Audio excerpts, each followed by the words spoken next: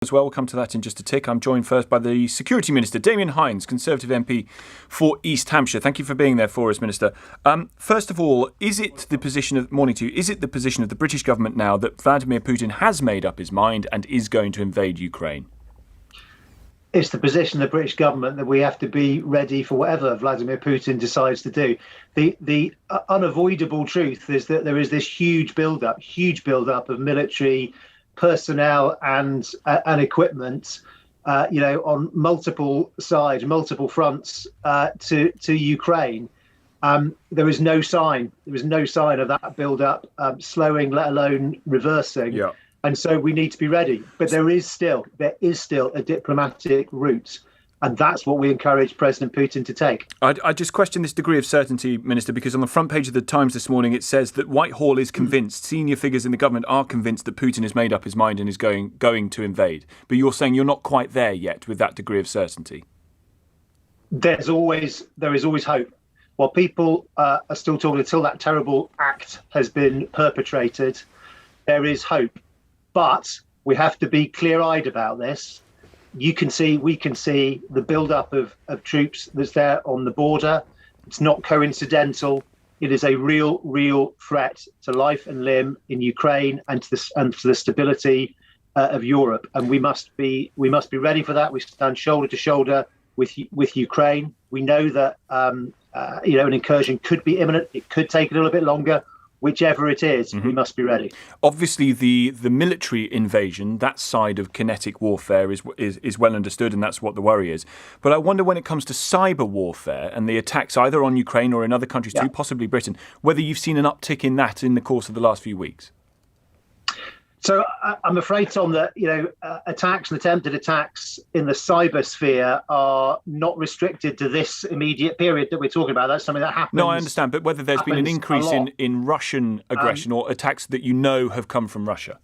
No, we are not reporting on that at the moment. But we know we need to be ready. We know those capabilities are there. By the way, there's also a constant threat on cyber attack from the kind of commercial criminal sphere. So people be making sure that their organisations' cyber defences are as good as they can be is really, really important. I strongly encourage everybody to look at the guidance from the NCSC, National Cyber Security Centre, who can advise organisations big and small. There's a suggestion in the papers this morning that there could be a cyber attack as a pretext to war in Ukraine done by Russia.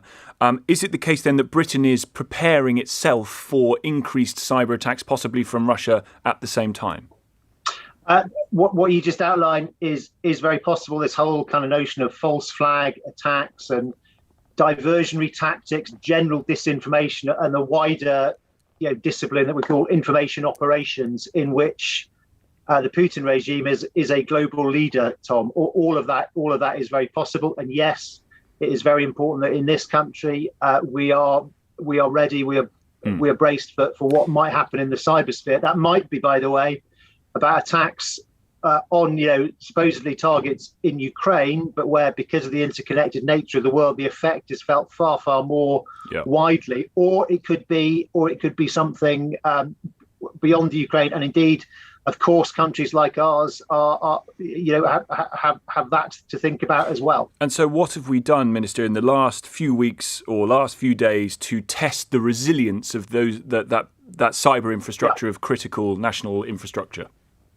So you'll understand that when it comes to critical national infrastructure, government departments and the wider public sector, we don't discuss precisely what our cyber defences are. No, I understand that, but have there been rehearsals? Reasons. Have there been trials? Have there been COBRA meetings, local resilience forum? Has stuff been happening to try and get this into shape? For obvious reasons, we don't go into detail. But yes, you are quite right that we have been upping our efforts to verify cybersecurity, but also for the wider economy. And this is a really important point to make. Of course, critical national infrastructure and government departments are really important, but so are companies in the private sector. And it's important for everybody to think about their cybersecurity. And as I say, both from the point of view of this kind of threat arena, but also more broadly from the general criminal activity, which also is regularly seeking to thieve people's personal details, ransomware, and so on. Let me ask you about Storm Eunice. There's clear concern about that. The army at readiness and prepared to be deployed as and when, I suspect. Absolutely right. There are military assistance is available if needed. Troops are a state of readiness. Also, of course, in the civilian effort, the Environment Agency is on the ground. The network operators themselves are very active, and a lot has been learned since Storm Arwen. But it looks set to be a very difficult storm. Having a red warning is unusual. I mean, having a second red warning is really unusual. And the advice to everybody is, of course, to take sensible precautions and let's all keep safe.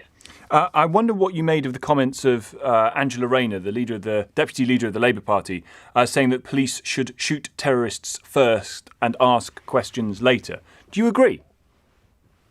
Well, we have the rule of law, and we have a very clear framework within which our brilliant counter-terrorism police, our security service, and the wider, and the policing family in which they operate. And I think that is a good framework, an important one for us to uphold. So maybe that view is a bit too gung-ho from the deputy leader of the Labour Party. Look, as I say, I interact very regularly with our security and intelligence services, with police and with counter-terrorism police. They take their responsibilities extremely seriously and working within the law extremely seriously, making sure that public support is there and we're all upholding the rule of law. So so the view is it's up to the security services to decide what would be legal in deciding whether or not to shoot a terrorist. No, Tom. Parliament decides what's legal, and then the security services and frontline law enforcement make sure they comply with that, and they do so incredibly assiduously in sometimes very, very difficult split-second decision circumstances. Sometimes it's not possible always to step back and think about things in the way that we might like. We also trust our people who put themselves in danger, who as run towards danger when we all everyone else is having to run away from it. We trust them to make the decisions they need to make on our behalf to try and keep us, our country, our values, and our loved ones safe. And just very finally, talking of our values, I wonder if there's been any thought given at this early stage to how the UK would provide asylum or refuge to any Ukrainian refugees should this war take place.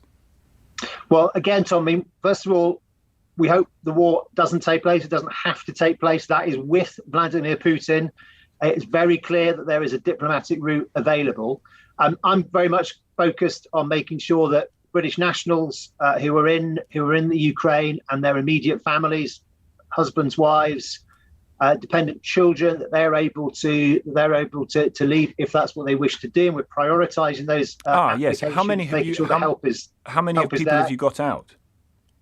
So there's relatively small numbers of people, British nationals, in the Ukraine, and some of those will wish to stay, have very deep family and other ties, and will wish to stay. It's relatively small numbers who've been applying so far for family visas for family members, but there are appointments available in the visa application centre. We've got a helpline up and running, and of course we're prioritising those cases and turning them around quickly.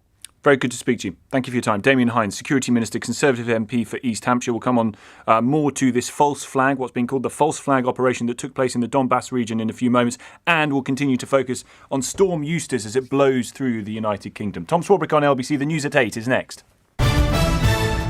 On your radio, on Global Player, and Play LBC. Leading Britain's conversation. This is LBC.